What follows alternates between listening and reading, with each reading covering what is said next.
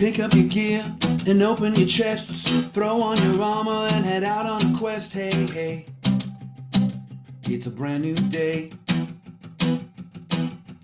On the Sword Coast, your allies will help with blades and bows and magic as well. Hey, hey, heroes on their way.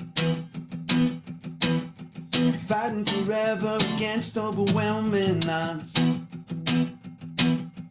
Fighting together in favor of multiple gods.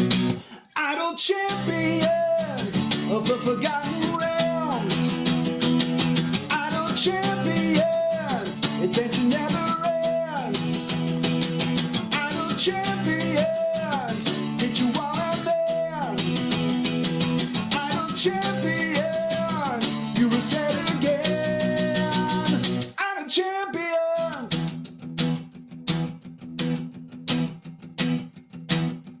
From Waterdeep to Aspendale, head out to Chull or Shadowfell, hey, hey. Together we stay. Walk to the monsters, walk to the boss, walk to the right, it's never a loss, hey, hey. Bad guys to slay. Fighting forever against overwhelming odds. Fighting together in favor of multiple gods. Idle champions of the forgotten realms. Idle champions, adventure never ends. Idle champions, hit you while I'm dead. Idle champions, you reset again. Idle champions.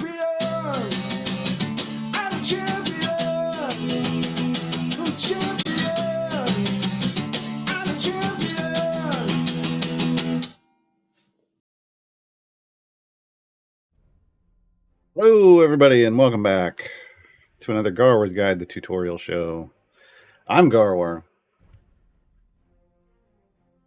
That's it, right? We're done? No. I started the stream up, and I'm like waiting, and I'm watching like the preview over here, and I'm like, why isn't the stream starting? And then I look up, and I was on my channel. That wasn't gonna work very well. Yeah, but hey, no, I'm here. And we're going to do this. Today's topic is the Great Modron March Year 7, the event that's going on right now. And with me in the production booth, back from his world tour, Sean. Sean's here today, folks, grabbing questions from chat and keeping an eye on things, being their usual Sean self. So yeah, if you have questions about today's topic or just about anything in general regarding the game and gameplay, game mechanics, throw them in chat with question : before your question, like it says down there in the little white box. And I will answer them in the second half of the stream, because in the first half of this stream I talk about the topic. Then we have a short musical interlude, and then I come back and then I do the Q&A portion. So yeah. We're gonna dive right in. So yeah, usually when you're playing Idle Champions, your little campaign banner looks like this. It's got a Grand Tour of the Sword Coast at top and stuff down below, and yeah. Then an event drops the first Wednesday of every month now, and this month it was on the 1st, which made it the first of the month of the Wednesday. I don't know. It's weird. So, hey, first Wednesday of every month, that's how events work now. They last for 3 weeks. 3 weeks. So they'll end on, it'll end on Monday the 22nd. And then on Monday the 22nd. And then the next event won't start until the first Wednesday of next month. This month, that means we get 3 weeks of an event, and then we get 2 weeks of content drops. And 2 weeks of natural time gates, which is pretty great. Looking forward to that. But right now, I'm busy with the event. So when the event pops up, you gotta go do event stuff. Go do event stuff. Events are how we get new champions in the game. It's how they introduce new champions to the game, but it's also how we as players unlock the majority of the champions we're gonna unlock in the game. But this is where they come from. All the champions that aren't your core champions or aren't evergreens, they're event champions. Whether you unlock them in an event or whether you unlock them in a time gate, all of these champions arrived in an event at some point in time. We are in year 7, so there's been prior to this there were 6 years of 17 champions each. And now, because before there were 17 events in a year, now there's going to be 12 events in a year. So we get a new champion each event now. In this event, it's Diana from the Saturday morning cartoons from 1983. And then we get a reworked champion, and that's Gromma. Gromma, the 3rd event champion ever to come in the game. So they went way back and reworked Gromma. And that's generally how it's going to happen. Some events we might get 2 new champions. Some events we might get 2 rework champions. But the majority of the time it's going to be a new champion and a rework champion. This is what your event dialogue will look like when you come over here, except there will be, this won't say free play, it'll just be the unlock adventure, and the reward here will be the champion. You will have Diana, and you'll see Gromma. I've already unlocked them and already done their content, so that's why it looks like there's nothing here. Each of these, basically, events are mini campaigns, if you want to think about that. You'll think about it that way. You'll start with 0 favor, and you'll have to earn a favor that is specific to the event. And then when the event is over, there's no blessings or anything for events, but when the event is over, you'll be able to convert that back to a main campaign, a permanent campaign of your choice. So, the favor you earn it acts as a multiplier, and it becomes a bonus favor for your main campaign. So it doesn't just additively go over. I don't get to add a favor over here. It's a multiplier. But don't fret, it is very easy to earn favor in campaigns. Campaigns are easier versions, like the health scales more slowly, but the gold scales more quickly, so that you can complete content in a very compact amount of time compared to regular campaigns. Each champion has its own basically mini campaign, in the sense that campaigns usually have their own unique formation layout. So this is Diana's. It's unique, right? This is not normal. Gromma has one as well. This is a little more stretched out. It looks like a fish to me, or a turkey leg. I don't know. But this is the puzzle you have to fill out with your champions to complete the content for these event champions. Now events, again, there's 2 featured champions. That's what we're going to talk about today, are our featured champions. Events also, now you can unlock up to a total of 6 champions per event. There are 4 flex slots, and there is a list of 8 flex champions now for this event, the Great Modron March. And basically, when the event starts, you'll have access to your first. We'll look at the UI once we get in a run. You have access to your first champion, like flex champion, right away. And then a week later, the next Wednesday, another slot will unlock. But to access it, you'll have to spend 3 time gate pieces. It's basically like a upgraded time gate. You get to unlock a champion from that list. And do lots of content with them and get lots of gold chests for them. You'll be able to then also access their chest packs in the shop to get extra gear for them, etc. And that's the way the next flex slot unlocks a week later, the same way. And the final flex slot is actually a supporter flex slot, which basically means if you buy an event-related DLC from the shop for cash, you'll unlock the 6th slot. But yeah, in the shop is these gears are event tokens. They drop the same way they always did, 1 every 25 seconds while you're playing the game, anywhere in the game. Doesn't have to be in the event stuff. As long as you're killing things, these rusted gears will drop off them.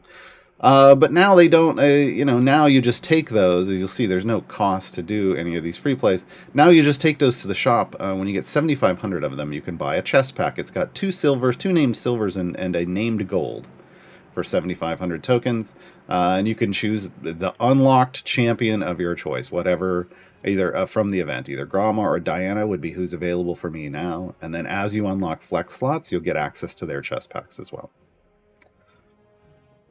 Now, once you've done the base adventure, you move on, like variants show up, because that's the way this game works, right? Where you do an adventure, and then there's 3 variants for the adventures. Now you'll notice these say like a name and then tier 4. Well, you start off at tier 1. There's now 4 tiers of content that you can progress through depending on your advancement, your power progress in the game, your advancement through the game. So tier 1 is where you start off, and that is business as usual. That is the first variant. Wow. The first variant will have an area goal of 75. The second variant will have an area goal of 125, and the third will have an area goal of 175. The way it's always been. This is the base for events. Anyone can do that content. You can be a brand new player, and as long as you advance in the event and you grab a decent amount of favor, not E67, that's ridiculous. But as long as you get a 5 EO8 favor, if you work up to that. Yes, we use scientific notation in this house. It's a setting in your menu, under settings, or you can press Y on your keyboard to switch to scientific notation and make conversations much easier to understand.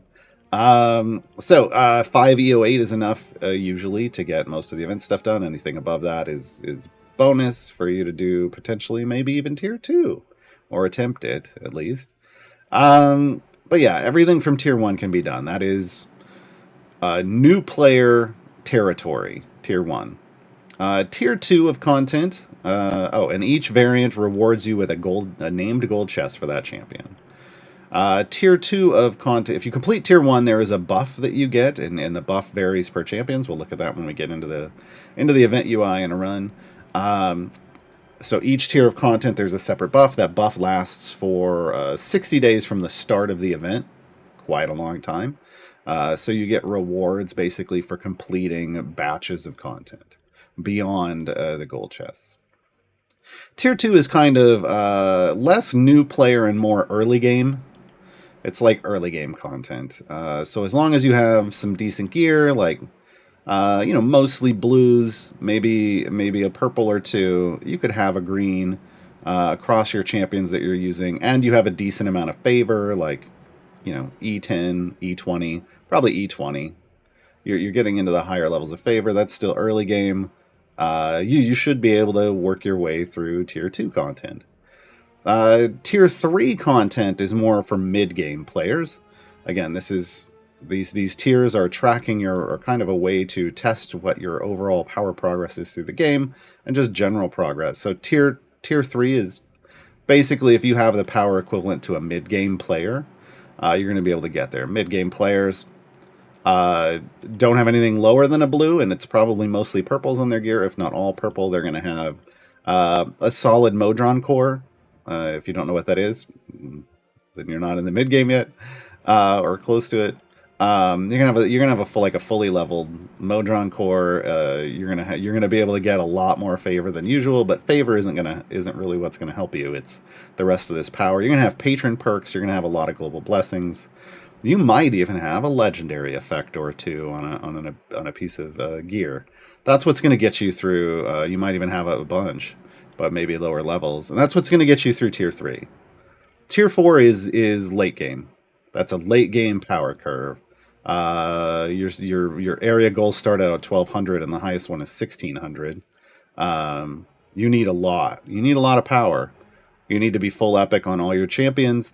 All your champions have to have lots of item levels. Not outrageous, but like on this account, my minimum average item level floor is around 200. But there's some champions that are up at around 1,000. You need to have a level 15 Modron core. It needs to be supercharged, which means it's overcharged. Like your flow is way higher than it should realistically get to. You've done a lot of things with pipes.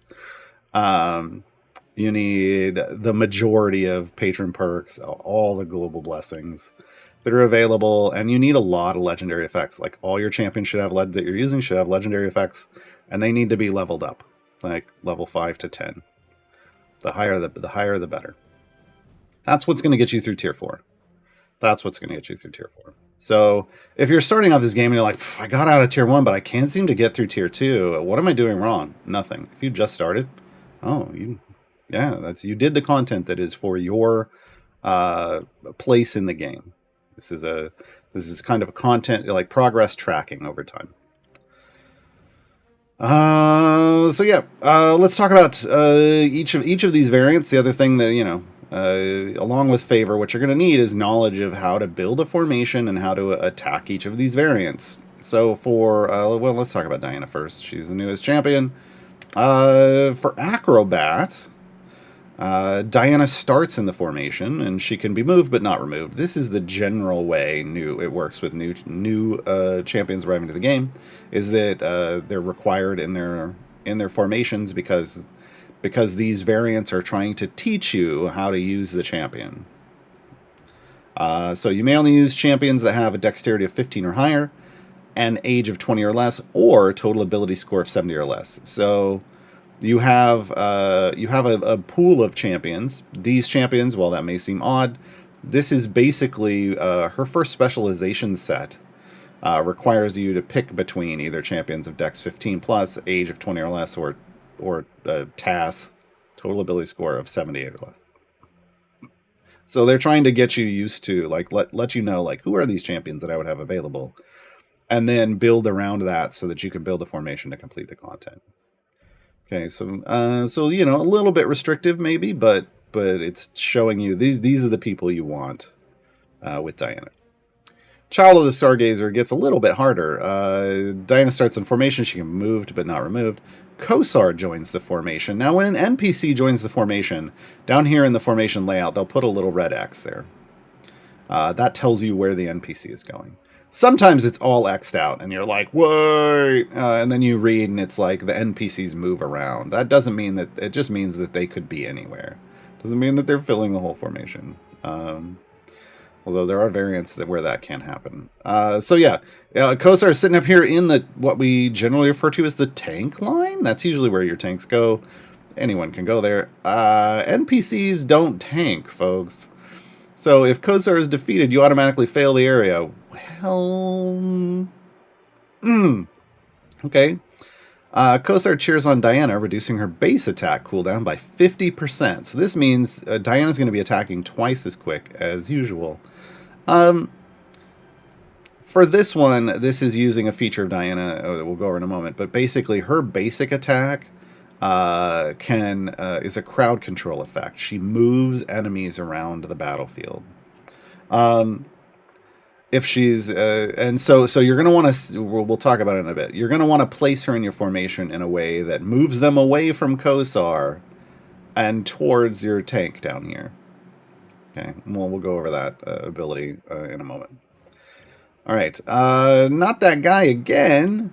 Diana starts in formation, can move but not removed. Excluding Diana, only the youngest champion, the most dexterous champion, and the champion with the lowest total stats can deal damage. Again, this goes back to this group of her specializations. So you need to make sure your primary DPS falls into one of those categories. Diana can also deal damage. Well, that's great, but she's not a DPS, so it doesn't matter. At the start of each boss area, Venger arrives on his nightmare as an additional boss that must be defeated. So this is the enemy from, one of the enemies from the Saturday morning cartoon, and they're going to arrive to harass Diana. And, look, we don't like bullies in this house, right? So you got to take them out on every boss area. Not the worst. Not the worst thing. As long as you've got a solid DPS that matches one of these stats, you're going to be fine. All right, let's talk about Gromma's variants. Respectful Restraint. So ultimate attacks cannot be used. Well, for the most part, this is a non-restriction. For the most part. At lower levels, who cares? At the higher tiers, there are some solid ultimates out there that you might you like to use. But for lower tier content, that's basically a non-restriction. Any attack with a cooldown of 5 seconds or less have an additional 3-second cooldown. So basically, you're attacking very slowly. Fire breath potions are your friend here, folks. I mean, I think you can get through this just fine in most cases, but if you're finding your tanks are getting overwhelmed and dying because you're killing things, but it's too slow, a fire breath potion, as long as you have the damage, then your clickers can kill everything. Right? The relentless undead. Undead monsters have twice as much health as normal. It's not that big of a deal. Look, we're dealing with a game that has large numbers where we need scientific notation to deal with. Double isn't that big of a worry. Just to be clear. When an undead monster is reduced to 0 hit points, it's stunned for 10 seconds and then comes back to life with full health. I call this a Chumbawamba variant. Because they get knocked down and they get back up again. Because you're never going to keep them down. These are great variants for stacking kills usually. Like if you need those Dark Urge kills or you need Zorbu kills. Zorbu specifically likes to kill undead monsters. Usually these are great. Right now I've been seeing an issue where they're not, like maybe 20 or 25 enemies are coming out and then it's stopping. Normally you would get 100. I don't know if there's an issue going on with this variant or not. I submitted a ticket about it. They'll look into it. So maybe not the greatest to stack. This maybe I mean if you go in and it's working for you and you have a champion that has permanent stacks based off attacks or kills or something, it's a good place to do it normally. 10 seconds is a little long.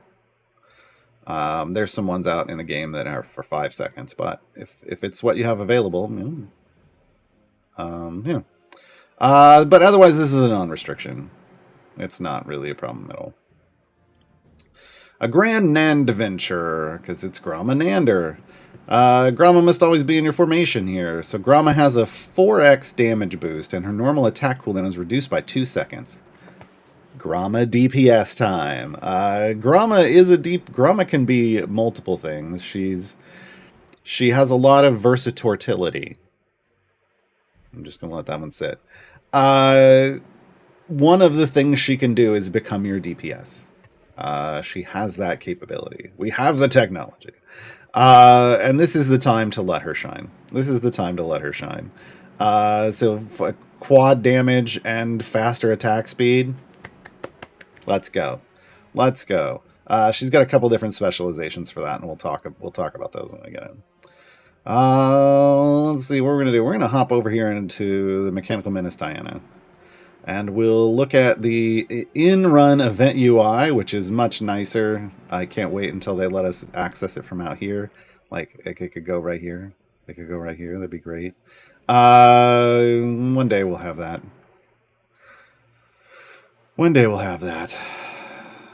Oh, no. I forgot. It's going to load in a formation automatically. All right. Let's get this out of the way. Hey, look, it's Modrons, and they're marching. If you wondered what the Great Modron March was, this is what it looks like. It's Modrons, and they march. Diana, over here. Hey, come in the formation, Diana. And then we're going to have Gromma Nander in slot 3. Boom. I'm going to throw her up here.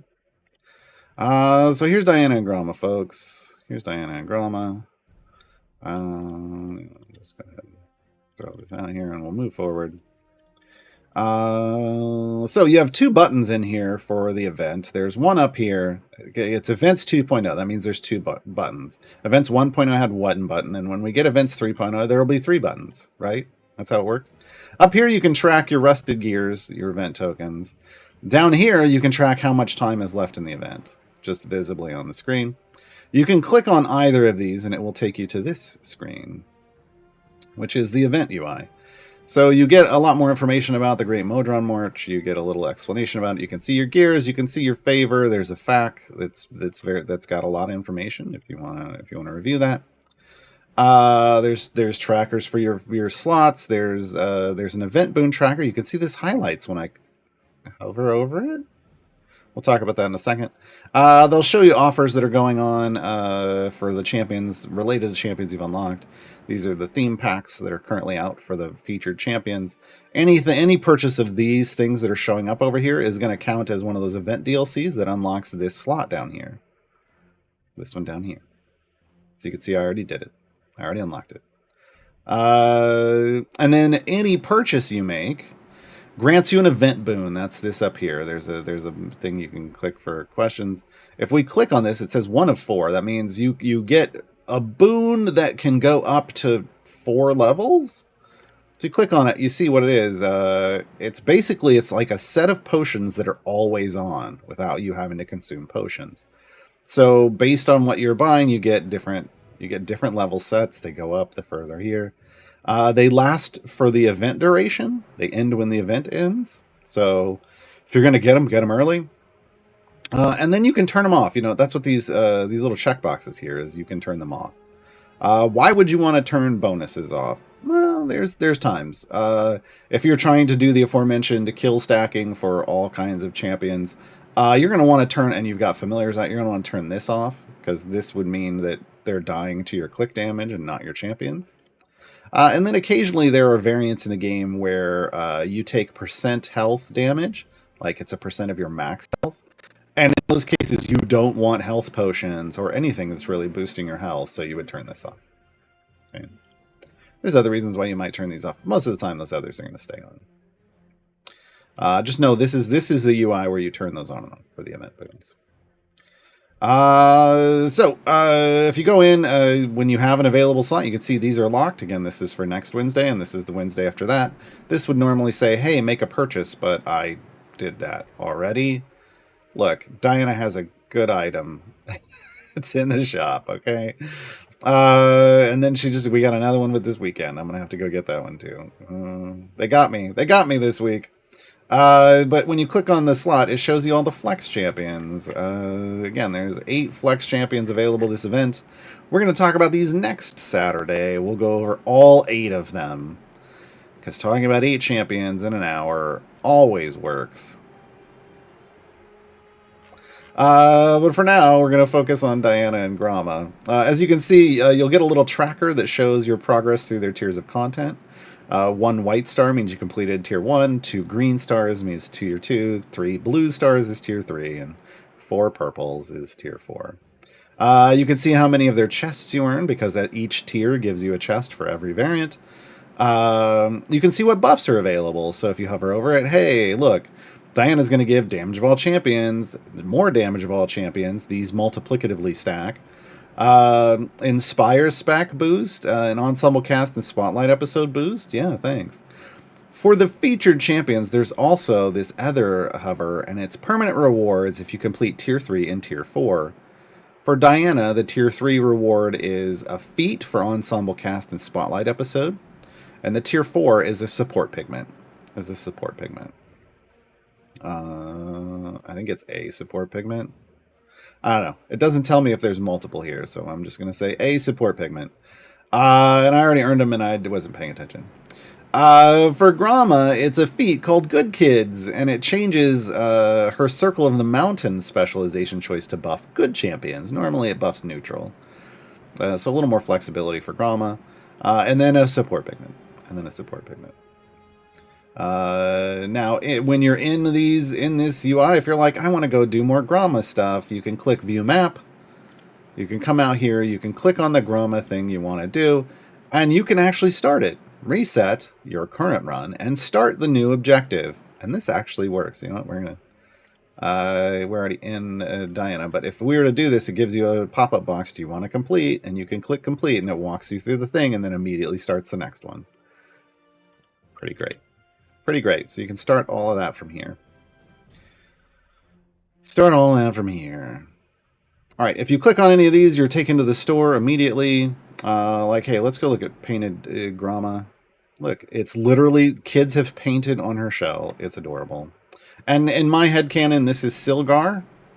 That she's somehow gotten Silgar's goldfish. Silgar the goldfish from the Xanathar. I don't know. That's the way I look at it. So these are the kinds of packs that you can get in the store. Anything that says includes event boon is going to include an event boon. That's pretty straightforward, right? Right? And then if you want to get the gold chests, or like the chest packs, the gold and silver chest packs, this is where you come, and you got a little slider that you can choose how many you want to buy, and you click buy now, and it spins your gears. Okay. This weekend chest, I'm going to talk about the gold commercial chest. It's a golden for Diana. This is her speed ability. We'll be talking about that in a minute. I need to get this one this weekend. Or I want to. I don't know. I don't need to. I just want to. That's kind of how it works, right? All right, let's talk about each of the champions. Again, if you have questions about any of this stuff, go ahead and throw them in chat. I will answer them in the second half of the show. So you only have to ask once. Just put question colon in front of your question.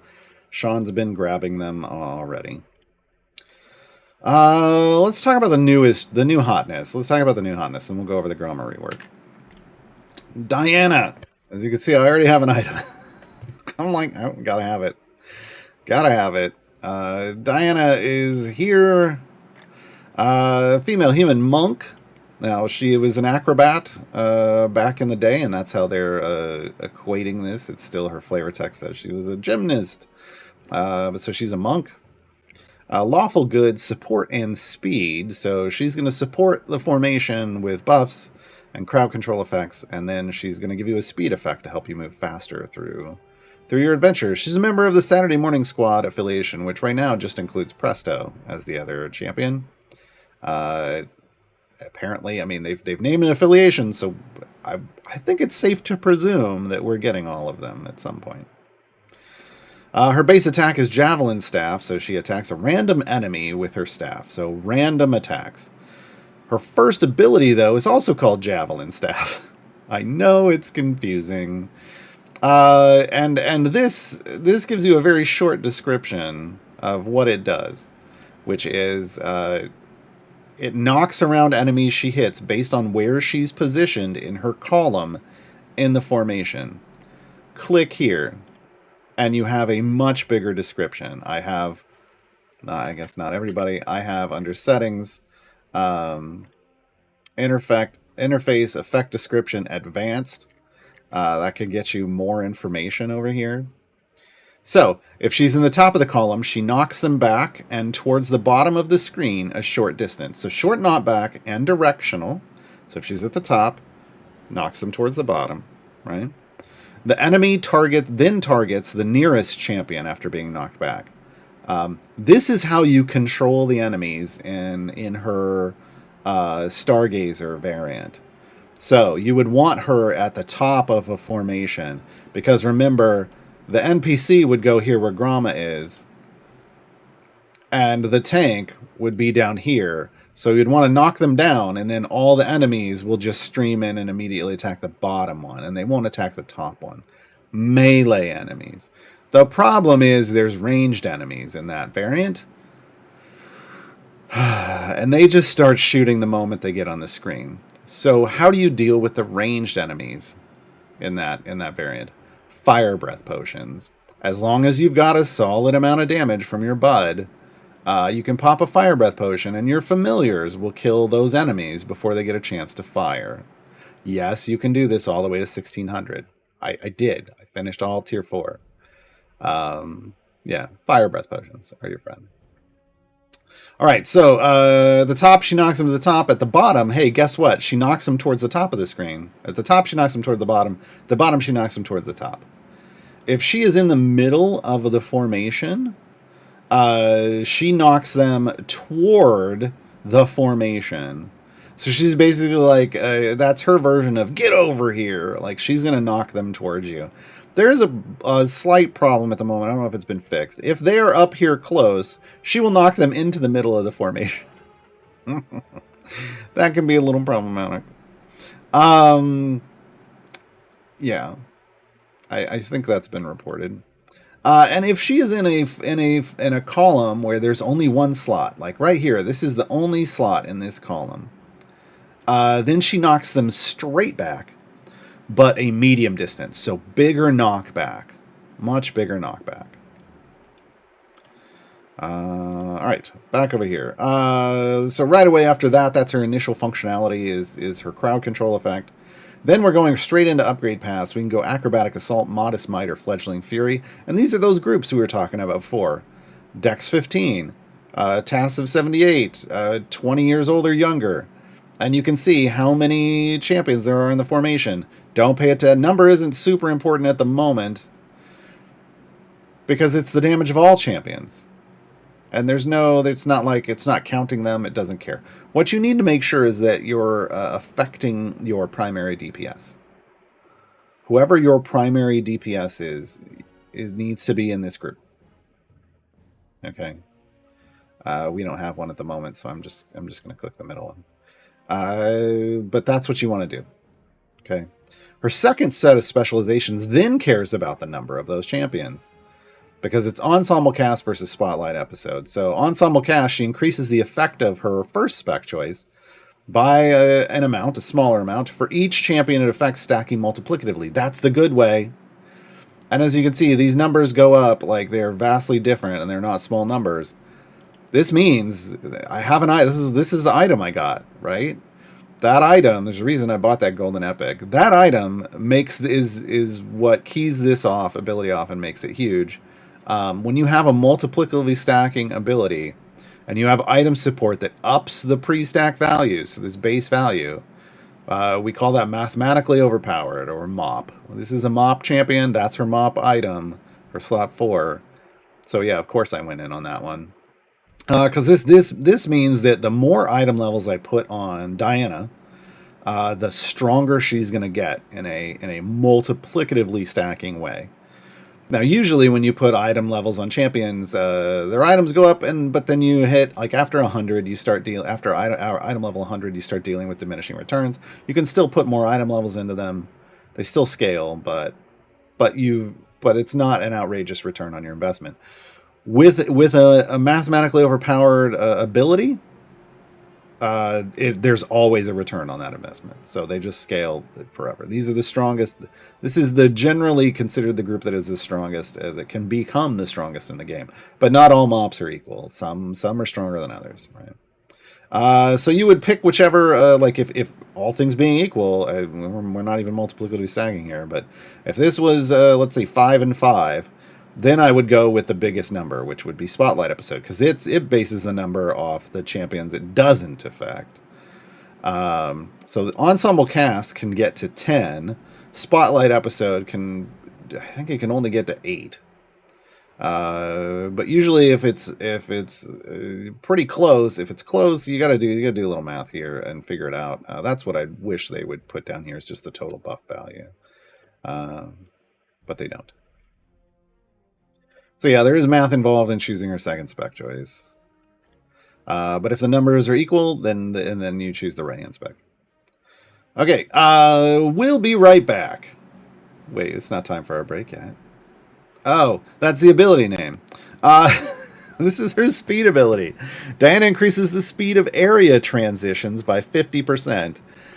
It's named after commercials, folks. As if the area transitions were commercials. CNE, don't get any ideas. So basically, this time it takes when you've completed what you're doing, and then that black wipe happens right now. Boom! From the time that you complete the area goal through the wipe to the time that you move into your formation slots, that's the transition. She speeds that up. And she speeds it up everywhere, even in places that have quick transitions where the champions don't move. They sit in one place and the screen wipe happens. It speeds those up too, and those are already faster than regular transitions. And that's the intended effect, and it's a strong effect. It is a very strong effect. I want to be clear. But she also currently affects other kinds of transitionary effects in the game, like opening windows like this. They move quicker. And if you start opening a chest, did you see how quick that popped? I had popped it during a transition period, and so it went real quick. all of those are tagged as transitionary effects, so all of those start going faster too. Unintended consequence. Don't know if that's going to stick around. Enjoy it while it's here, folks. Enjoy it while it's here. But a fantastic speed champion. Yeah, you get 50% faster just here. It'll cap it at 5 times faster. And she's got feats for it. We'll talk about there's shenaniganry here in a second. Ultimate unlock is javelin staff throw. Here, Diana throws her javelin staff, dealing ultimate damage 10 times to random enemies and stunning them for 5 seconds. There, it was once because there weren't 10 enemies on the screen. But it would hit up to 10 enemies and stun them for 5 seconds, and that's pretty nice. I like crowd control stuns. And finally, she is an Electrum Chest Scavenger. So far, both her and Presto and Strongheart, who was on the TV show as well, are all scavengers. They have a scavenger ability. Hers is for Electrum Chests, and basically she can scavenge up to X additional Electrum Chests when killing bosses. Right now, X is at 21. While this cap is not reached, Diana has a 0.5% chance of scavenging a chest each time a boss drops a loot bag. This is a 1 in 200 chance, just to do that math for you. So 1 in 200 bosses guarantees. So the more you use her, the more chances you're going to get some free Electrum chests. Now, the number up here right now, it's 21. Every day, that number goes up by 0.5. So every 2 days, this number goes up. So if I had already looted 21 chests with her, which I haven't, I don't think, then once that number ticks up again, I'll be eligible to loot another chest. So every 14 days, you get 7 chests. Think about it that way, if you're using her a lot. But it's front-loaded. It's front-loaded. And it's from this number started ticking up the moment she was released. So if people pick her up 80 days from now, this will be at 61 when they start. So it's from her release, not from when you get the champion. So front-loaded, heavily front-loaded with a lot of chests, which is fantastic. Electrums are great. This makes her this and her speed effect, and just the fact that she's going to scale into the end game, make her a fantastic pickup for a new player, or an early game player. That speed effect is fantastic. Getting lots of Electrum chests, you need those chests early game. They're a huge bonus for you early game. They drop gems, they drop gear. Yes, please. They drop consumables. You want all of that early game. So, getting more of these along with codes from this stream, which you can find down at the bottom down there. Yeah, this is great. Love it. Super happy. I just can't get it to trigger on my new account. It just takes time. So yeah, that's Diana. We have no itemization for her yet. Obviously, she has 2 items I've talked about. There's this one for Ensemble Cast and Spotlight Episode. This is a big item for her. This is her mop item. She also has a speed item. And it has a cap, so you can cap that speed. We're going to gear her up in a bit. We'll gear her up here in a moment. But let's come over here to feats. So she's got damage all champions feats. She can boost her Inspire specializations. She can boost Ensemble Cast and Spotlight Episode. You want to do that because, again, the bigger that number is, the better. So these feats are must-haves. In fact, I'm just going to go ahead and assign that other one. Yeah, let's get rid of that. She has some attack speed feats. So if you want that crowd control effect to go off more often, great. I haven't got all her feats yet. I haven't opened any gold chests since the event started, but yeah, here's a speed feat. She's got a pair of speed feats. Now, here's the thing you want to keep in mind. These speed feats are great early on, before you are able to level up her item. They're going to give you a solid 40% and 80%. Pretty big bonuses for just a small amount of gems. Eventually, when you cap the item, you get enough item levels on it that it caps, then these feats don't do anything anymore. They don't take her above the cap. So you will then remove these from your feat slots, and then you can slot anything else you want. They're trying this approach out. In the past, they've had, to get to cap, you've had to have the feats in. Now they're trying this out. So this is intended. Yeah. So that's your stuff. So gearing up a champion. We're going to talk about the efficient ways to gear up a champion before we talk about Gromma. Since we're on Diana right now.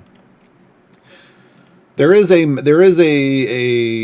more efficient way to gear up a new champion that you're getting when you're a newer player, early game player, and even into the mid game. If you're not able to fully epic a champion yet, there's a way. The goal is to get them to full blue or better. You can't usually get to blues using gold chests without at least getting one epic along the way. But full blue or better is your goal, because blue or better basically empowers them and makes them a solid champion in the early game and even into the beginning of the mid game. So to do that, we want to keep in mind a certain order of operations that are going to be the most efficient for us. Now, you can open your chest any way you want. I'm not telling you that this is the way you have to do it. I'm just telling you this is the most efficient way based off the rules of items and chests. Now, if you are going to buy any golden epics from the shop, you do that first.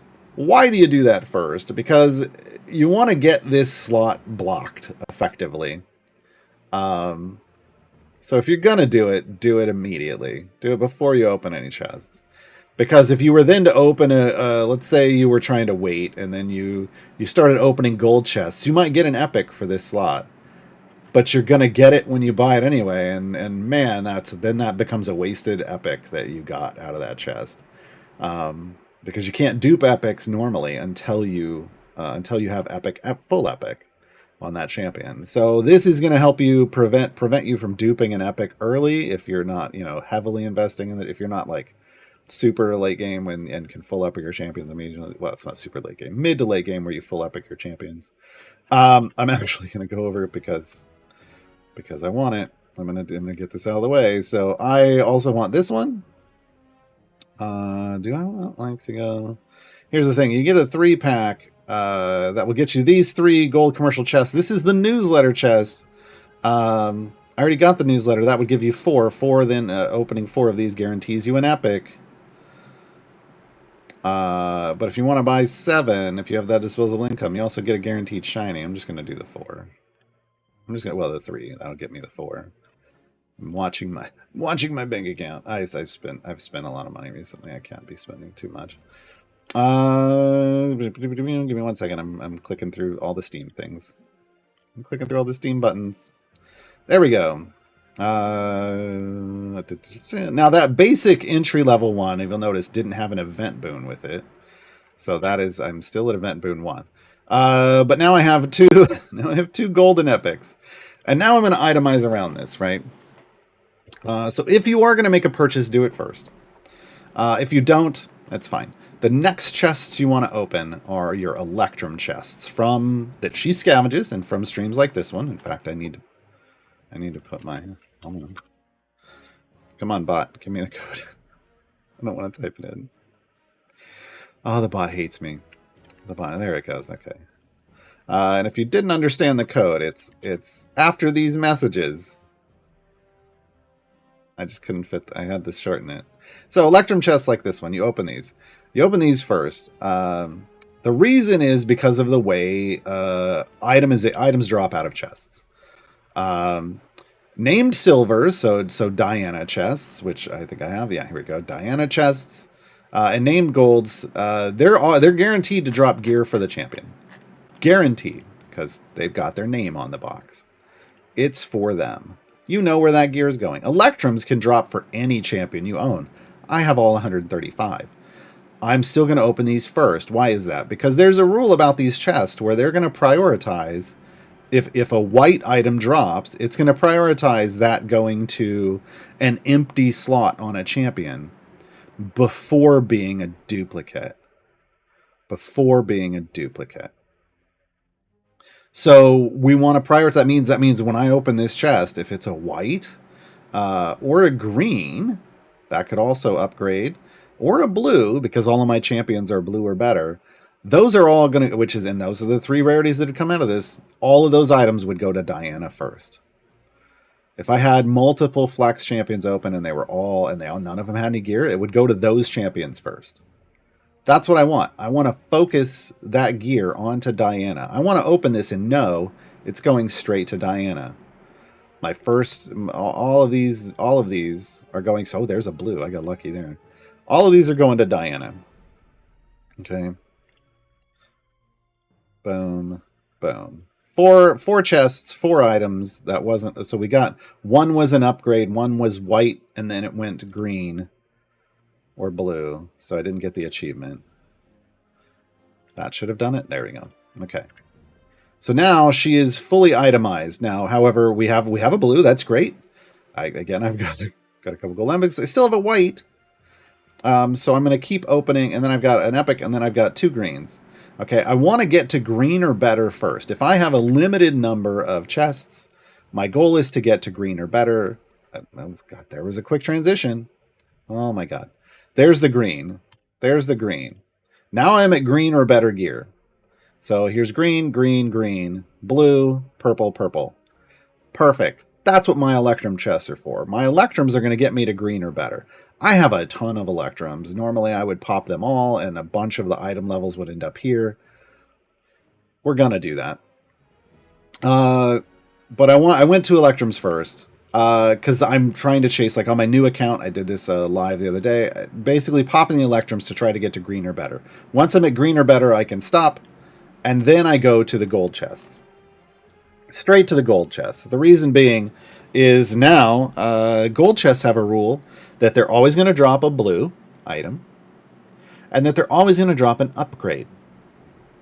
These two things don't have to be the same. They can be, but they don't have to be. And it's important to remember that. You can have up to 3 items for a champion drop in a gold chest, but 2 is normal. 3 can happen. So one's going to be guaranteed a blue, one's going to be guaranteed an upgrade. Well, you can have green, blue, or purple gear that comes out of that, but the guaranteed upgrades can only be green or blue.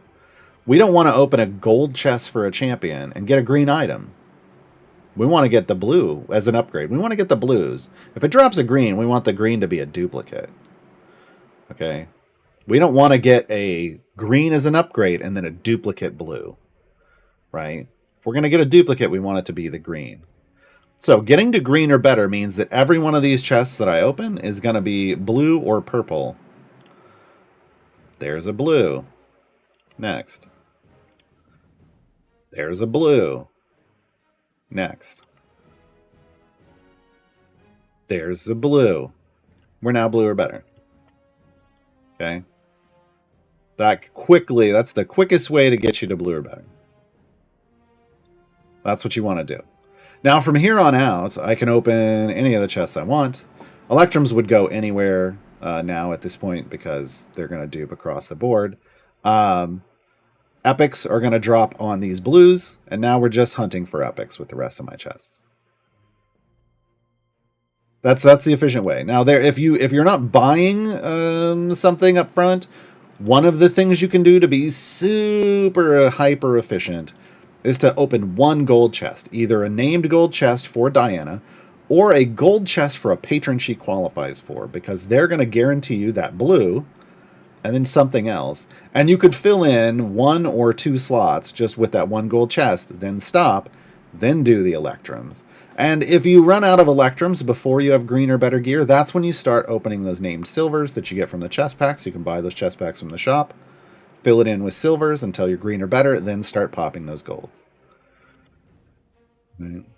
Super late game, you kind of do this. You can make a purchase, you could open a gold chest, or open a gold chest, one way or the other. After your Electrums get you to green or better, then you could pop patron chests until you were full epic. If you're like me and you have a bajillion patron chests, you could pop that. In fact, I'm going to demonstrate. Who does she qualify for? Well, she qualifies for Elminster, but who else does she qualify for? I just forgot off the top of my head.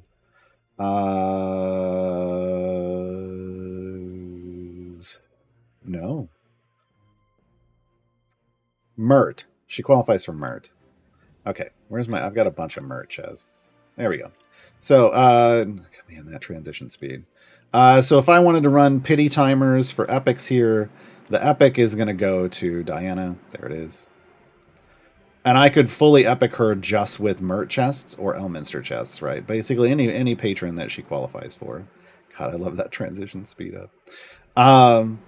instead of using my gold chest, and I could use the named gold chests later, because again, if you wait and you do everything with other chests, this is a late game thing, then all of those named chests are just dupe items and boost the item levels through the roof, and you like that. We like that. We want lots of item levels. So keep those strategies in mind. Again, early game, I think you could open a gold chest, electrums, named silvers, named golds. That's your efficient way. All right, let's talk about Gromma real quick. Gromma got reworked. She was always she was a versatile turtle. She's a female turtle druid, lawful neutral, DPS tanking support, but she doesn't do all of these things at the same time. You choose. She's got an overwhelm of 20. Her base attack is slow and steady. She stabs you with her spear. And her main ability is Grandmotherly Love. She increases the damage of all other champions proportional to their age. The buff starts applying to each champion at an amount that varies based off your itemization.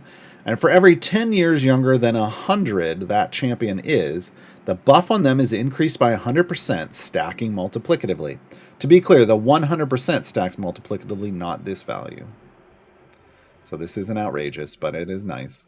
So you're going to get a base buff applied to all champions. And then the younger they are, the bigger it gets. Okay. This is an improvement. Before, there was a base value, and the value got reduced based off how old you were.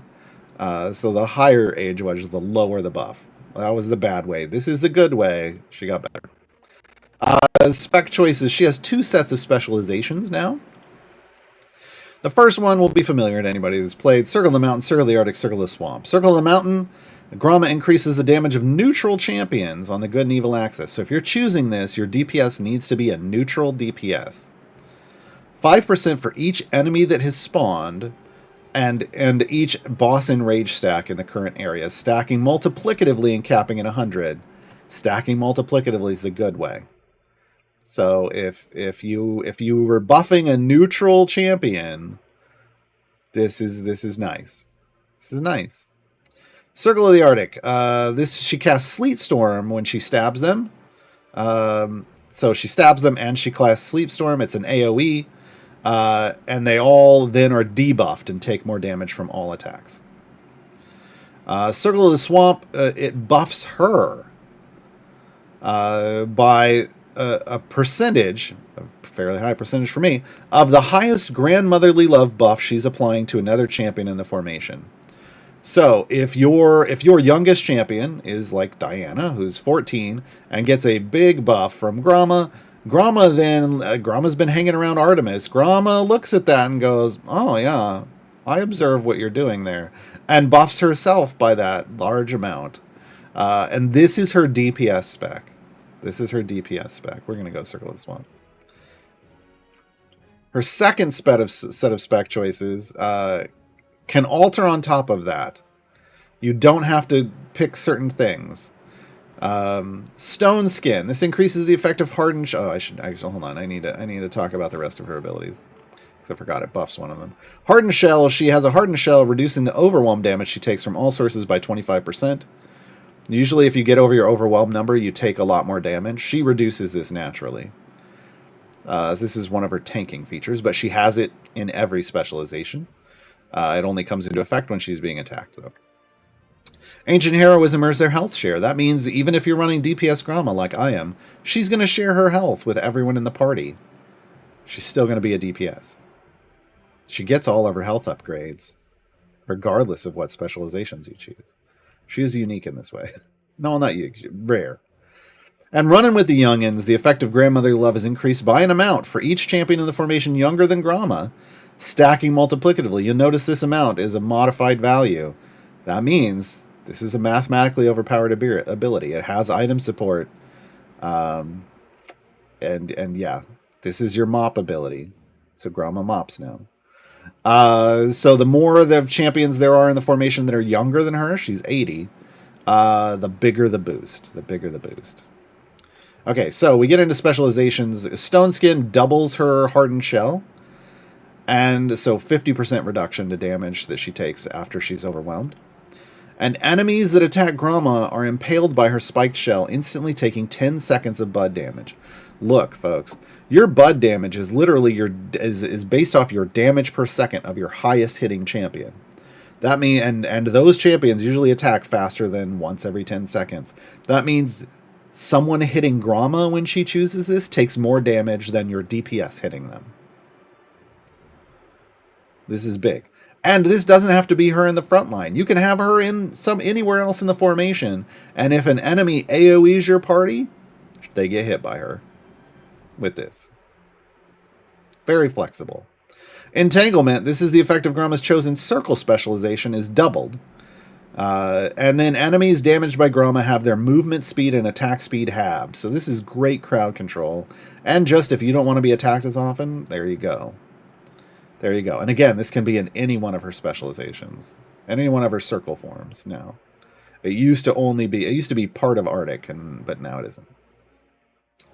And the double, for anyone who's wondering, the double doesn't apply to the pre-stack multiplier on Circle of the Mountain. It's a post-stack double. Melf's acid arrows are other specialization. This replaces Gromma's base attack, the spear, the single target spear, with Melf's acid arrow, changing her into a magic attacker. After hitting its target, the arrow explodes, damaging its target again and all nearby enemies for an additional 5 seconds of bud damage. So both this and this make her a secondary DPS, even if she isn't your primary DPS, because she can do bud-based damage to enemies. This one just is all the time. So you can put her in tank spec and make her a secondary DPS.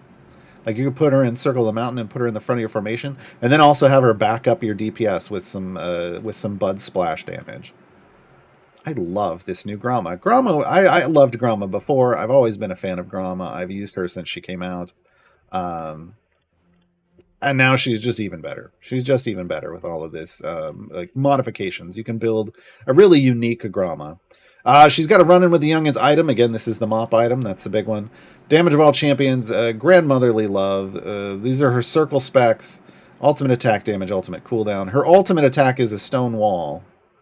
Gromma builds a wall that nothing can get by it. Item-wise, damage of all champions, health bonuses. Again, you can have these in even if she's not even if she's like a DPS if you wanted, just if you need more survivability for your formation, because she shares that health with everyone. She's got DPS stuff. She's got that good kids buff feat we talked about. Grandmotherly love. She has an int feat. This qualifies her for Strahd patrons. She's got overwhelm. She has power from art. This is a new one that's part of her painted Tortle Gromma bundle. 80% boost to damage all champions for each pigment applied to Gromma. And because she's 3 different roles, she could have a total of 18 pigments over time. Yeah, running with the Youngins. Those are the good ones. I need to open some gold chests and get these. Circle specializations, etc. She has 20 feats. Gromma's amazing now. She has a lot of versatility. She did get a new specialization. If we go talk about, or not special, achievement, excuse me. Down here it's called How Do You Do, Fellow Kids? Complete 1,000 areas while Gromma's running with the Youngins has 9 stacks. So you need to be in a 10 champion formation. Everyone's got to be younger than Gromma, and then you got to go 1,000 areas.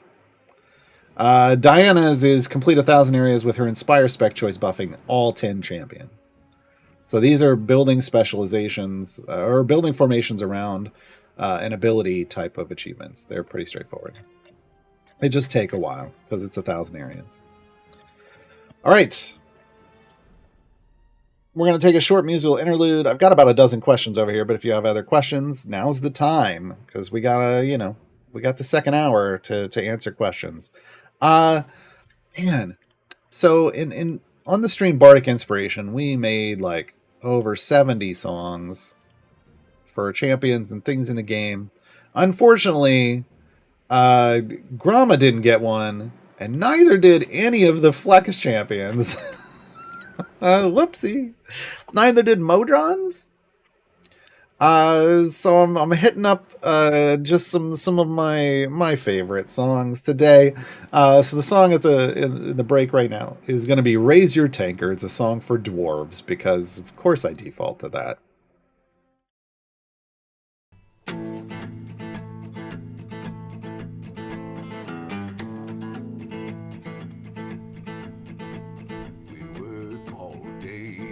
Darkness underground, seeking riches in the stone to be found. In the heat of the earth and the mines below our lands, and the treasure in our hands. Born of the forge, we are miners of the gorge, we are crafters of rune and stone. Our clans are strong as our beards are long, and we're never on our own. Sweat drips down and our hammers pound as we sing along to the sound. Keep our axes sharp and our voices loud as we make more of it proud. Raise your tankards to the mountain and to our ancestors' pride, to the stone our works are bound in. Doom-a-thorn always provides, Land Guardian protect us as we defend our lands. Guide our axes onward, our lives are in your hands.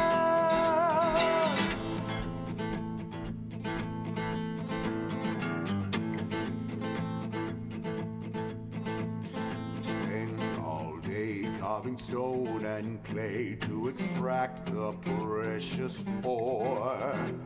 Our magic runs deep like the earth beneath our feet, and the holy mead we pour. We work all day over fires hot with coal. Masterworks our gold. We have gold in our veins, silver in our bones, and mithril in our soul. Sweat drips down and our hammers pound as we sing along to the sound.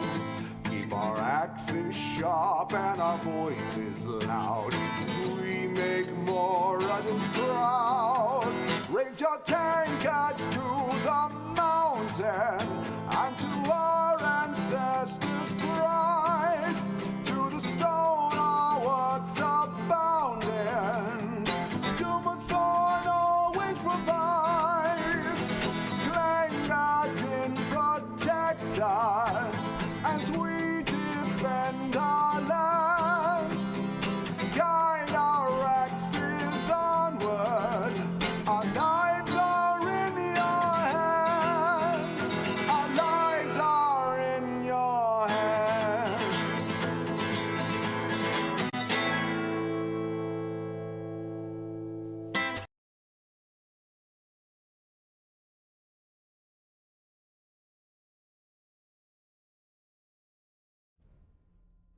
Hello, everybody. We're back. I'm just trying to figure out where's there. I'm like, isn't there champions? I was trying to populate bench slots with champions that are available in the event, and then I'm like totally but there's like doubles, and I just can't get there. And then I was like, hey, let's put in the fun Saturday morning squad people. Here, I'll just do it this way. All right, we're gonna do questions. I'm gonna hit up the ones that are at least tangentially on topic, if not fully on topic first, and then we'll go to the general ones. Governor Explosion lore question. Okay. The first unlock I went for is Evelyn. Is Juniper one of her pet mice? Juniper, Armored Juniper, is Evelyn's pet mouse from early on in the Dice Camera action streams. Yes. That is where we got Armored Juniper. The Lurking Rider, what were your experiences with Diana's variants? I mean, I blew right through them. What are you on this account? Oh, no problem. What are your top tips to progress through the different tiers based on what you believe to be nerd? Oh, I don't know.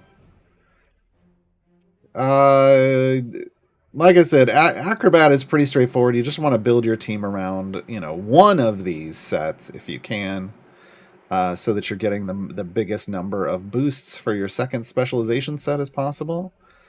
Childhood Stargazer, the big tip here is Diana should be at the top. And you should have, and just in case, you should have Fire Breath Potion. Fire Breath Potions is the big tip. Honestly, then it doesn't even matter where Diana is. But so as long as you have a high damage value and your Fire Breath Potions can kill things instantly, you're gonna rock right through this, even to area 1400. In fact, I went to I forgot I had completed. I went all the way to 1500. So Fire Breath Potions carry you through Child of the Stargazer. Not that guy again. I didn't really have any issues at all. Again, I just made sure my DPS was actually doing damage. Was one of these, either the youngest champion, the most dexterous champion, or the champion with lowest total stats. And yeah, rocked right through. It's just about building your formation properly, and then you're fine. Lazy Cat. Does Diana's knockback make her bad for Briv gem farming? I have not tested it yet, but Lediath was testing it. And the only potential downside I think they found was that that one thing where they had them set to knock towards the formation, which would actually speed up. If they're hitting someone far away, would speed up your progress because they'd get to Briv faster. But then it was the whole knocking them into the middle of your formation. That's bad. Well, it's not great. That's the only potential downside. Other than that, seems like majority upside. Majority upside.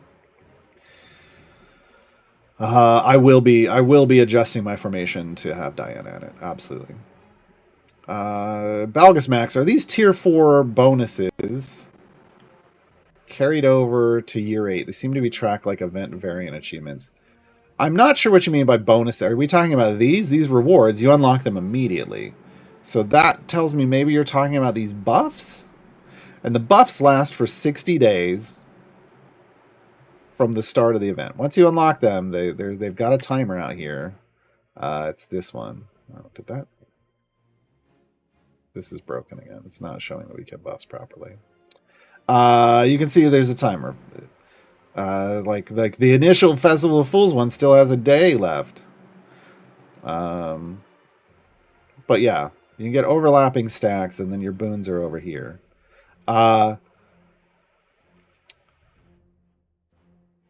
It's a Dev Insights question as to whether these would automatically reappear next year. I would tell you that I feel like they shouldn't.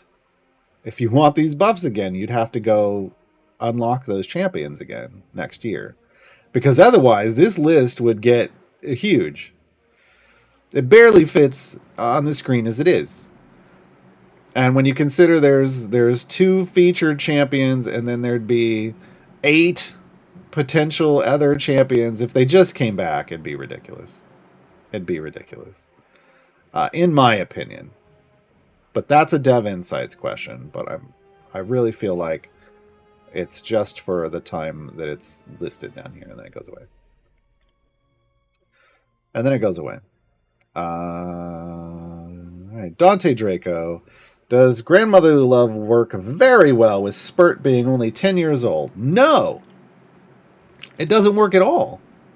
Someone probably told you this already, but Spurt's in the same slot as Gromma. So it doesn't work at all, because you can't have them both in the same formation. But don't feel bad. I was like, wow, this would work great with Spurt. And then I was like, oh, wait, he's in slot 3 with her. And it doesn't work at all. So, yeah, I forget what slot people are in sometimes, too. It happens. There's 12 slots and 135 champions. Look, we forget where they are sometimes. Gary, with Diana having the ability to slowly gather Electrum chests, and Presto having the ability to farm Modron component pieces, what other gather type abilities would you hope to see from future champions from her team? Oh yeah, so they're kind of setting it up as like, hey, these are the scavengers. Just so you know, Strongheart scavenges event tokens. There's a lot up front. However, once you've gotten this initial burst of event tokens, it's basically in a month. So every event, he'll get you one chest pack after that. He gets you a bunch up front. Everyone's front loaded with stuff, and then it's slow accrual over time. I don't know. I mean, there's a lot of things that they could probably come up with. We have corrupted gems from the Thayan Enclave. I think you could earn more of those, so you could get more support pigments. I don't think they'd ever have it be like scavenge gems. Look, that's what gem farming is for. But who knows? And who knows what other things that they might add to the game that would then be a scavengeable component. We don't know. They might add new systems, right? We don't know. So I mean, there's a lot of opportunities. I don't know necessarily what I would really want. I don't think they would deliver whole things that I would like. So it's going to be more of a like, hey, you get some more of this and you get some more of that. Yeah. We'll see. We'll see. The Lurking Rider, silly question. If Diana attaches pieces of cloth to the end of her staff, would that make her a mop with a mop? Yes. Shadow Lamb asks, where did you get that original golden epic from? It was her featured thing down here. She had a pack like Gromma has a pack for like $10. It was in this. So it was one of these rotating event offers. They're up for 24 hours and then they rotate out. So if yours is on Gromma right now, it might rotate. It rotates through whoever you have unlocked with flex slots and haven't purchased yet. So it should rotate back to Diana eventually if you didn't catch it the first time.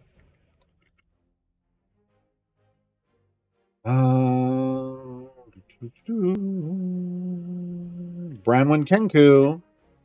With the new way event tokens work, should we spend our bounty contracts when we see a character worth getting chests for? It's kind of up to you. I burn all my... Oh, I didn't do it this event. Oh, no, did I? No, I haven't yet. I burn all my bounty contracts usually each event. So, I'll do it right now. This is my stack of bounty contracts that I accrued between the last event and this one. So I just burn all these every event. And then I dump all of these tokens into the newest champion because all of my champions are full epic. So and I just want them all to have a lot of item levels. So this is what I do with every event. I open all of them. And then after I do this, then I start storing up for the next event. I've done this for a couple of years now. Ever since I got full epic on all my champions, this has been the way I did it.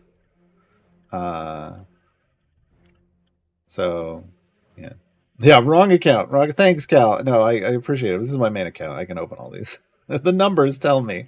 The numbers of thousands of these tell me I'm on the right account. So it's fine. It's fine. It takes a while when you got a lot of these. There's people that are asking for them to do more of these, but the problem is because it drops all these little tokens and things that then get picked up, that can cause a lot of problems with the game. They've got a developer working on a fix, but it turned out to be more tech heavy than they thought. There's a lot more going on with this than they thought. That's causing slowdowns. So when they get that fixed, they will make this faster for people. All right, so now I have a bajillion. That's the technical term. A bajillion event tokens, and I can dump them all on the champion of my choice. And again, because I have all the champions, I do them on Gromma. Or not on Gromma, on Diana. Where did Diana go? Why did I take Diana out of my formation? What the? Oh. There she is. What? Oh, I broke it. I broke it with all of that. So for me, then I just go over here and I go, hey, Diana, I want all of your chests, please. Right? Now, on my new player account, Different story, right? On my new player account, I do a similar thing. I open up all my bounty contracts constantly. When I get them, I just pop them. I don't care. There is some strategy. You can save them for like your first run and get some extra gold on your first run. Blah blah blah blah blah. I don't worry about that too much because my new account can get me lots of gold. Or it's at that point now. But then what I'm doing is I'm holding off on buying my chest packs until I see, like, am I getting champions to full green or better, which I believe I did with my Electrum, so I don't have to worry about buying them just to get silvers. So I'm going to buy them for the golds, but what I'm trying to do is I'm trying to do as much of the... Oh, man, I hate that bug. I'm trying to do as much of the variants, as many of the variants as possible, and open those chests to try to get to see how the gear turns out. And then I'm going to save my token spins for the end, just in case, like, maybe one of the champions didn't get full blue. I don't know how that would happen, but maybe it didn't happen, and I'm going to do that. Or maybe one of the champions got one epic and all the others got two epics, then I'm going to try to get two epics for that one champion that didn't have it. I try to get the gear equal. Once the gear is equalized, then I start opening, then I look at average item levels, then I start trying to raise all their average item levels up to meet each other. Basically, I try to get balanced, equal power across all of the champions I pick up in an event. Because I need to use them in variants. That's the way I do it on a new account. What you do is going to be up to wherever your progress is. Like, how many are you opening? What kind of abilities do you want? Do you want to save some for some future mega champion? I don't know. I think Diana, you kind of want some item levels for We'll Be Right Back. With the golden, it caps at 626 item levels. So, I'm not going to hit that just from chests. But I'll probably cap it with feats. I don't know. Yeah. You kind of got to figure that out on your own, is what I'm saying. That's a very specific to your account, but there are some things to keep in mind, and hopefully now you know what to keep in mind.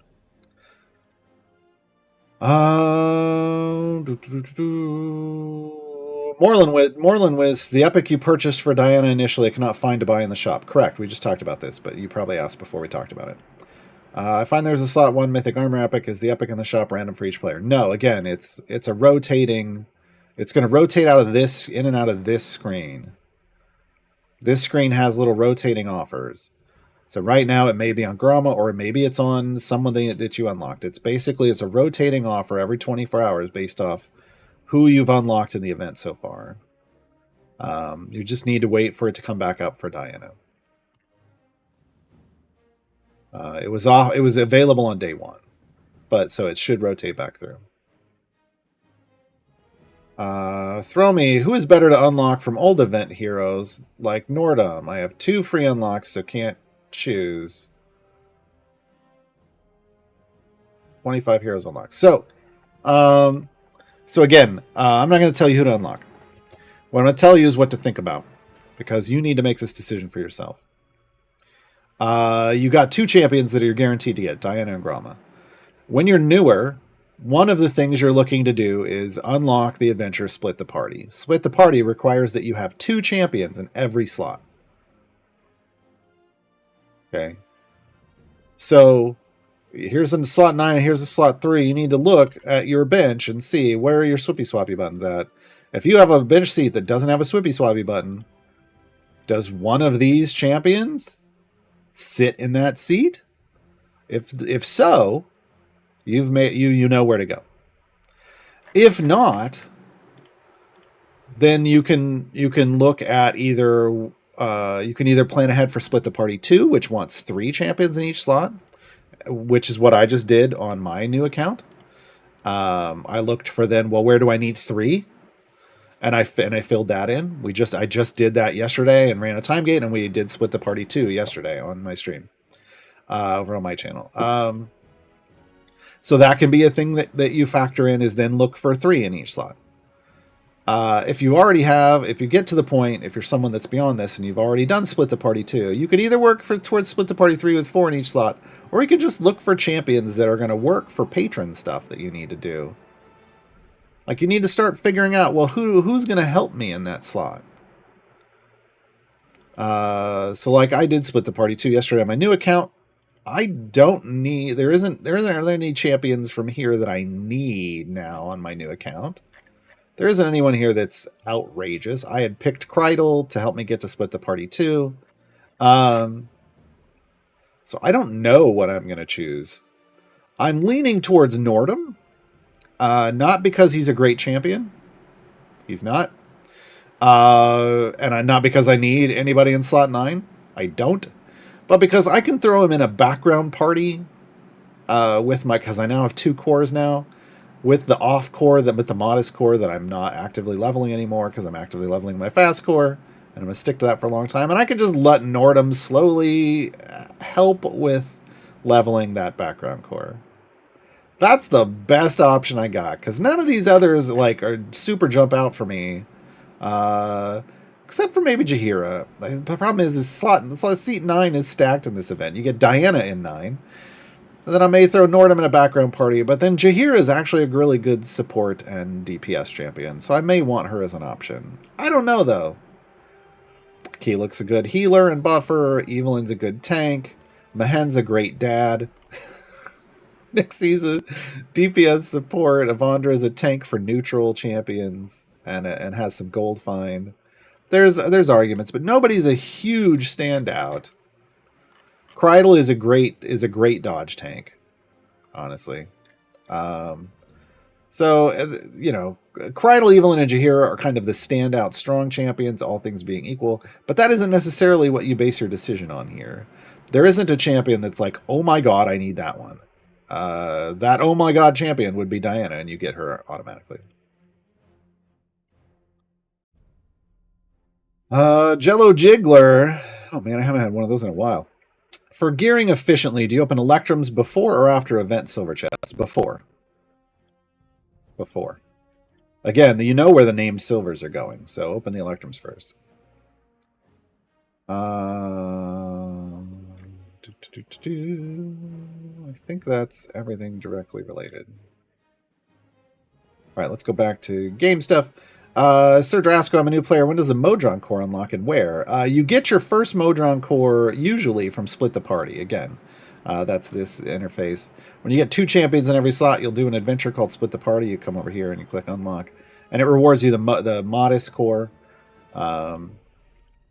Yeah, that's unless you get one like there's some in, I think there's one in Wild Offers now. Unless you were to buy that, then that's how you get your first Modron core. So you just got to get to 2 champions in every bench seed.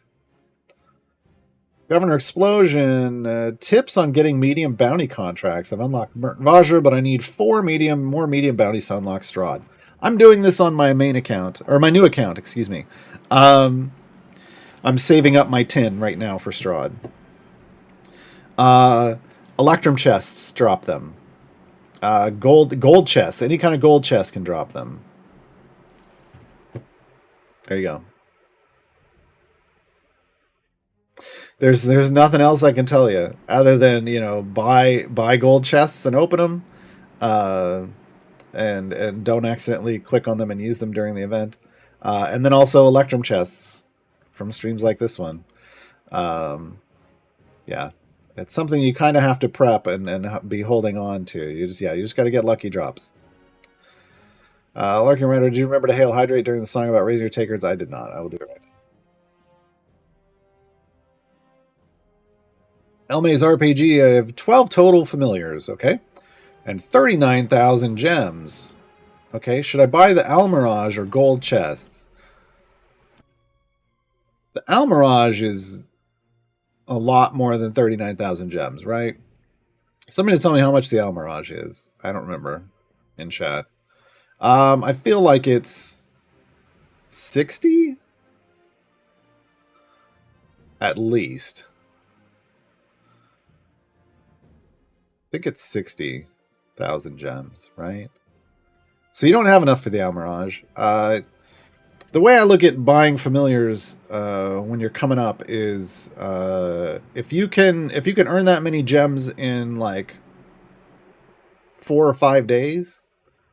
It's 50, okay. If you can earn them enough gems for them in 4 or 5 days, buy them. Otherwise, then you can save up. Otherwise, just buy gold chests. What I would tell you at 39,000 gems is look at your speed potions. Are you empty? If you don't have any, you might want to buy some gold chests and try to fish for some speed potions. Those speed potions are going to help you complete content quicker. Like if you're doing not event content, but well, I mean you could do event content, but doing regular campaign stuff with green gem rewards, like regular adventures, helps you earn extra boosts of gems that lets you fly to those goals. But again, like I said, if you're not going to get there in like 4 or 5 days, I just buy gold chests for the gear and the potions, and I hold off on saving up until I know I'm going to be working my way through a campaign. So like right now I'm spending all of my gems on gold chests because I'm doing event stuff. Now once I'm done with the event stuff, I'll be going to Waterdeep and I'll be working towards Olcoria. Well, that's a lot of grinding through campaigns with lots of green gem rewards. So at that point, then I might save up for my next familiar, but only if I think I can get there in 4 or 5 days. Because I can always wait, and I can do it later when I have more established speed champions. I mean, it's nice to have familiars. You have 12, though. That's a lot. You're good. I have 5 on my main account, or my new account. So, yeah, different situations. With 12, I wouldn't bother unless you can get that real fast. Unless you can get that at the other gems you need real fast. I would just get gold chests. Because you kind of want to get full epic. Like getting full epic on your core champions and evergreens unlocks a lot, but you also want all those potions. You also want bounty contracts for the event. You also want blacksmithing contracts to put item levels on your speed champions. Like there's ways to get there faster just by spending them. Parky Twitch, would Briv Slot 4 be the best use of Golden Epic Potion? Theodinarex? Yeah. Yeah. That Golden Epic Theodinarex is probably the most desired Golden Epic in the game. I would go out on a limb and say most desired Golden Epic in the game. Yeah. Rough Rider 95, do you have a tier list of quality recently released books? Well, I would say this is a great. Thank you for pitching Aaron M. Evans, former writer of Idle Champions content and creator of the Brimstone Angels book series.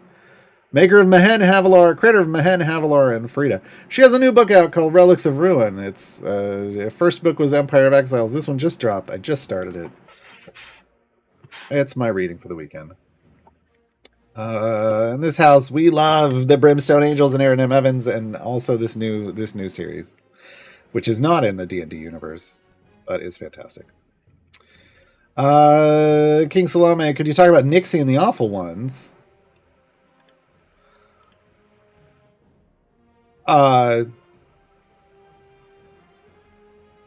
Nixie's the DPS for the Awful Ones.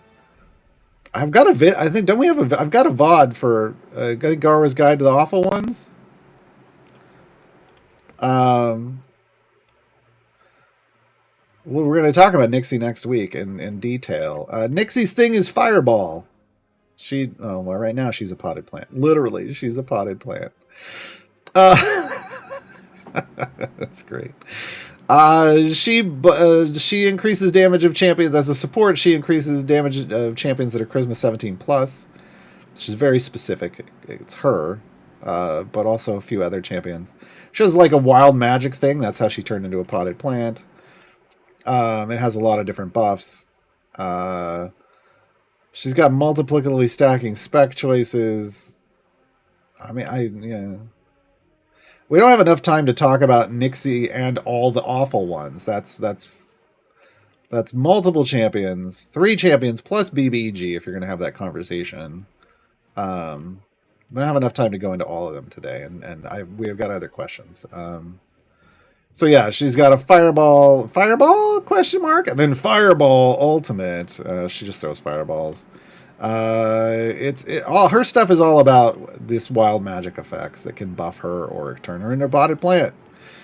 Yeah, that's her thing. Yeah, I don't know. There isn't a whole lot. I feel like there's not a whole lot going on here because there's not a whole lot going on here. Look at her int. Either if you're using her as a support, your DPS has to be 17 plus. Otherwise, she buffs herself just fine. And you can get the wild magic serve thing. Like the wild magic surge, you can't control it. It's just RNG. When it happens, it happens. So there's a lot of neat stuff here, but you can't control any of it. So yeah. She works well with her team. I don't know what else I can say. There is a tutorial up on the CNE Games YouTube about them. Slava, I've unlocked 4 split the party levels. What? You've unlocked all 3 split the parties? You have 4 parties, I think is what you're trying to say. Got all the patrons besides Elminster, okay. Unlocked Azaka, Dragonbait, and Alcoria, but not Dritzt? Also finished unlocking trials. Okay, you're in the mid game. My 3 Modrons are all level 1s. Why? Why haven't you been leveling your Modron cores? Look, when you get a Modron core, the first thing you need to do is slot it in your active party. You should start with your fast core. As you complete areas with it in your party, it levels up. It levels up. And you want to get it, it's a little something like this. Level 15 and then pipe it all out. You're missing a lot of power there. So that's something you got to work on. You can work on that while doing patron variants if you want. You should absolutely do your trial run every week. I've got guides for that, Slava. There's video guides for the Modron stuff up on CNE Games YouTube under the tutorial, Gaarawarr's guide, and there's a huge list of all the tutorial shows. Do your Tiamat trial every week. There's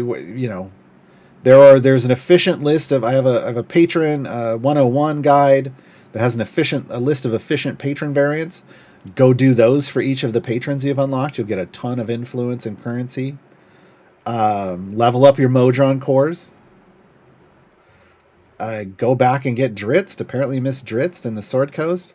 And then get Rhea in Baldur's Gate, Descent into Avernus. Then move on to Icewind Dale. Start doing the other. Check my new player reference. It's got the path of things you should be working on. I'm actually working on updating that guide. It's going to be way better based off my new player run I'm doing right now. Way better, but it's solid right now. Yeah, follow my new player guide. The new player reference. Slightly deranged. I'm trying to do the event 1,000 levels with Gromma, run with the youngins, but it's not counting. It is. Restart your client. There was a bug where they do this with these. They do this with so many of these. Make sure your entire party, like the 9 other people, are younger than Gromma. Check those numbers. They have to be younger than 80 for it to work. If everything is there, then you just need to run 1,000 levels. If the achievement thing isn't tracking, that's because it's bugged. Well, it's not bugged. It's been set, when they put these in the game, a lot of times they set them to binary. Either you've done it or you haven't, and it doesn't increment and track for you. But they were supposed to have fixed that a day or 2 ago. But if you haven't restarted your client yet to patch that fix, then it could still be broken. Or you could be on a platform that they haven't pushed the fix to. I don't know. But you have to do the 1,000 levels. It may not show you progress. Then you just double check. If you think I'm looking at the list, I don't know. I don't know who Carl is. Oh, Carlock. Why can't you spelled out everybody else's name? Why is certain names you didn't?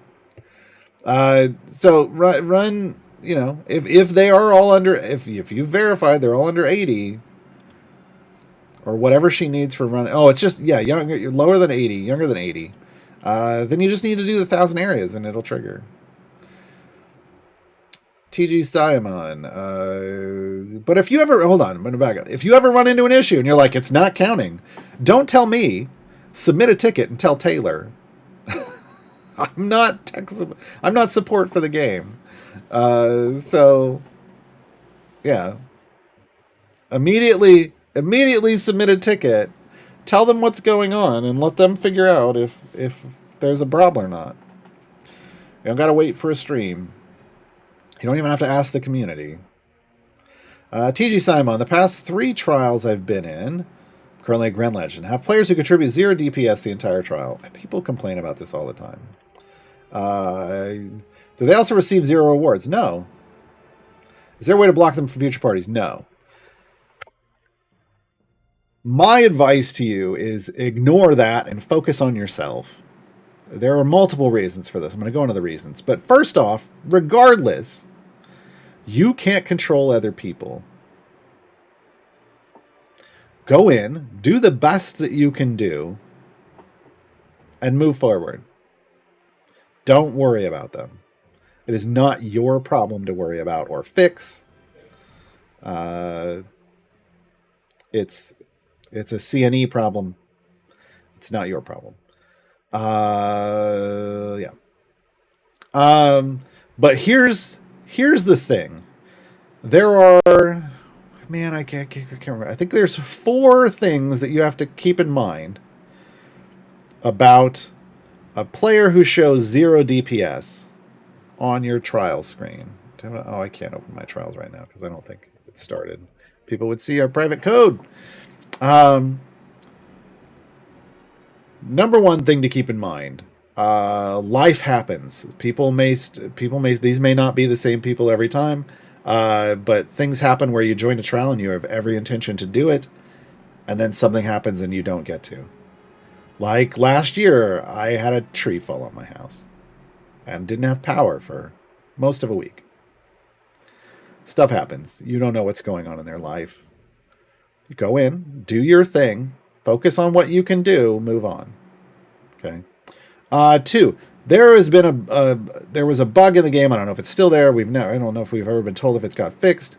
Where if someone just forgot to do day 1, but then did day 2 and beyond, their value on that screen would show as 0 the entire run. That screen just doesn't update. They could complete 6 out of 7 days. But because they didn't do day 1, it would show as 0 the whole time. 3. There was a bug that happened early on where you would join a trial and you'd be ready to complete and you click start your trial run and the button just wouldn't work and nothing you could do could get it to work. And there was no recourse for that. And so you could want to start a trial and it just wouldn't let you. And so you'd be that 0 person the whole week with no contribution whatsoever. Okay. So right now, 2 of the 4 things that could be creating that 0 are bugs. 1 is life happens. The 4th is they just didn't want to do anything. You can fix none of these issues. So just do your thing. Do your thing. It is up to CNE to resolve this issue. I want to be clear. Like they tried to put a fix in for what they thought was the issue, and they tried to fix the symptom. The symptom is people having 0, not doing anything. That's not the problem. It's the symptom. So they tried to fix the symptom, and they tried to fix the symptom by saying, well, if you do 0 DPS in a run, like if you show up as 0, you just can't move to the next tier. You'll get the rewards, but you can't move to the next tier. So that doesn't fix anything, because then someone can just do 1 DPS, like throw somebody in for 1 level, end it, have a few DPS showing, and move on to the next tier. I don't know why they thought that was a solution. That's not even the problem. The problem is some people just aren't motivated to do trials. You need to fix the motivation issue. And it's not stick. You want carrot, not stick. We don't want to punish people when they do 0. We want to encourage them to do a lot, to do their part. I've talked about this a lot over on my channel. I'm not going to go into it here, but Until they rework trials, we won't see anything about this. It's not gonna change. So just go out and do your thing. If you don't like doing public groups, join a Discord, either the official Discord and look for trials groups, or other people in the community have Discords, and organize trials groups, and get in a group with people who are going to come in and do what you can do. But yeah, but the thing is, the best thing for you is just to focus on what you're doing and move on. The way, because sometimes you're going to carry other people, and sometimes they're going to carry you. That's the way trials works. Rough Rider, how can the awful ones be complete without insert character here? I don't know. They are. It's not a me decision. Avens, will Mehen disappear from Elminster soon? Probably. Here's people who complain, like, I don't know when a champion's going to disappear. Yeah, you do. It's in the game. I don't. We have this new thing called a collection screen, folks, and if you come over here to champions, there's a lot of sort and filters, and one of them is release date. So if you want to know who's going to be leaving Elminster soon, these champions list the year they arrived and the event they arrived in. And Elminster does the most recent 3 years. So we're in year 7. So that means year 4 people would be leaving. So if I reverse this scaling and I come down here to year 4 and I look for the Great Modron March, I will find the Great Modron March year 4 is Mehen. That means Mehen is leaving soon. Because this is when he arrived. He arrived with this event. So real soon, Mehen's not going to be available in Elminster anymore. And then after that, it's going to be, when Dragon Down comes out, Celise will go away. It's going to be a little off, because some of these are going to be month to month, so some may drop sooner. I would love a date in here, but honestly, it shouldn't go in here. Where it should go is they should take this patron page, and when you click on Elminster, well, when you click on any patron, honestly, I should be able to scroll this whole page down to see a list of the champions, like that other image, that qualify for that patron, and specifically for Elminster, it should have the date that they would stop qualifying. It needs to be an update to the collection screen. But right now you can tell from this screen. You can just scroll down to year 4, because 7 minus 3 is 4, and look for the event. So Mehen is up next. Celise will be out after that. Sergeant Knox after that. Eliwick after that. Except Eliwick after that. It's like, didn't she just get a rework? No, I just got her out of a time gate. Prudence after that. Corazon, and so on and so forth. So there is a way in game you can tell that. Rough Rider with the important question: what kind of burrito will you be having today? It's whatever the beef and bean burrito is from Del Taco. I'm a creature of habit. I get it every Saturday. I get that. I get the meal. I get the combo. They know me just by the sound. Some of them know me by the sound of my voice and what I'm ordering. Like, I can be like, I want this combo, and they're like, root beer, medium with a root beer, yeah. Churros this week, yeah. Like, I want all those things. Yes, please.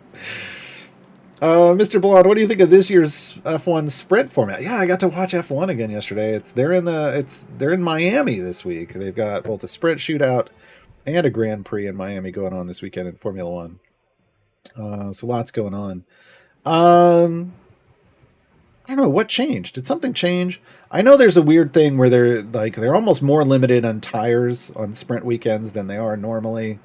I find that exciting. Anything that breaks up the monotony of how it works is great. I don't know. Yesterday was weird. Like Q1 and Q2 for the qualifying for the sprint. It looked like things were going to shake up a little bit, like about who's doing well, and then Q3 came around, and I was like, I was really excited for Daniel Ricciardo. He did pretty well. I hope he has a good weekend. But overall, it seemed a little like things weren't going great for most people. For most people, my game broke. Yeah, this is a. I don't know if opening all of those bounties broke the boss thing or not, or something. I don't know. It's annoying. But I mean, I enjoy the sprint weekends. It's always weird that there's only like one practice session, but I like it because look, if you give engineers too much time, they make everything perfect. But when it's not perfect, we get errors, right? Um, and when you have the 20 best drivers in the world and you're forcing them to make errors, you get variety. You get variety in what happens. And I don't mean like errors like crashing, but if they can't get their car perfect, well, good. Do the best you can. Nathless, would that release date method also include rework champions, or we can only tell by being in there as Gromma is year one? It doesn't include the reworks. That's what I'm saying. They need to add, but right now you can tell like most of them. You just have to remember the reworks. They need to change that other screen to show you who qualifies. Although they're working on that bench builder thing. Well, that bench builder, I don't know if everybody's heard about this. They talked about it on Dev Insights. They said it's arriving soonish and should be the next major quality of life upgrade for Idle Champions. But it's a way of like there'll be some kind of UI interface, and then it'll pull up filters, and you'll be able to filter and say like Elementster and this certain thing, and it'll show you who is available, and then you can build out your you can access more champion information and build out what a formation would be for Elementster. But still, they still need so that at least you'll know who's available, even if you're not doing it. Apparently. But they still need to go into I think the patron collection screen and have a list. And with Elminster, they need the times listed for all of them and to be able to sort by the times. Rough Rider, will there be a repeat of Mexican food tomorrow for Cinco de Mayo? We had Mexican last night. I'm going to have it for lunch today. I don't know if we're having it again tomorrow. The Cinco de Mayo is like an American celebration. I know I'm an American, but I learned when I was one of the things you learn when you live in Mexico for a little while. That's not Mexican Independence Day. And that's not what that's in September. Cinco de Mayo is a weird holiday. It's just an American reason to eat Mexican food. It feels like. I'm happy for people who are Latino who are here and they want to celebrate that, but we all know that's not the actual Mexican Independence Day. Any excuse to get together with friends though and family, great. Also happy May the 4th, everybody. Happy Star Wars Day. Thursdays, missed the first hour as a completely new account. Should I try to go as high in tiers on the event as possible? If you're a completely new account, you can do tier 1. Yeah, you might want to go back and watch the VOD for this. Once it's over, it'll be available here on the Twitch channel. You can just click on it and watch the first part. I talk about that. Tier 1 is for brand new accounts. Tier 2 is you're still in the early game. You need a little more power and gear to get through tier 2. You can try it, but you're not going to get very far. The tiers are basically power progression through the game, long-term power progression through the game. But you do want to do as much of the event stuff as you can and unlock your champions. That's what you do. Then you can go back to Sword Coast.